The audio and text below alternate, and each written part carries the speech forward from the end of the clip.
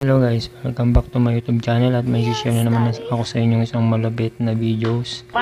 Ito ay kung paano mag-delete ng apps sa cellphone na Android permanently.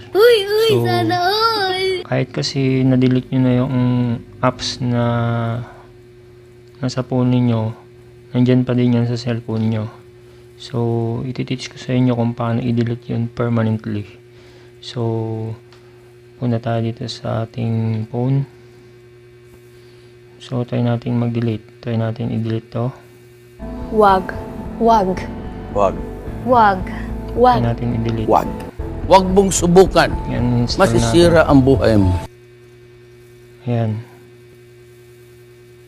2,000 years Tingnan later. natin saglit.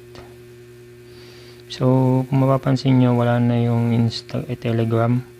So, kahit na-install na yan, nandito pa din yan sa phone. So,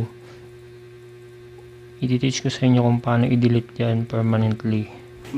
So, punta lang tayo sa Play Store. Then, punta tayo dito sa profile natin. Then, punta tayo dito sa My Apps and Games. Ayan. So, nandito na tayo. Punta tayo sa Manage. So, mapapansin nyo, nandito yung mga apps na nasa phone ninyo. Paano masabi? So, dito, pindutin natin tong install. Pindutin natin tong not install. So, nakikita nyo yung in-install natin kanina, nandito pa din. So, para ma-delete yan permanently, kailangan natin i-check yan. Tapos, pindutin nyo yung remove. So, ganyan lang kadali guys.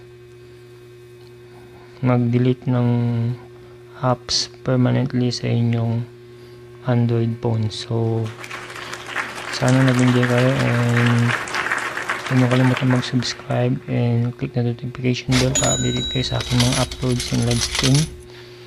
And hanggang sa muli, God bless.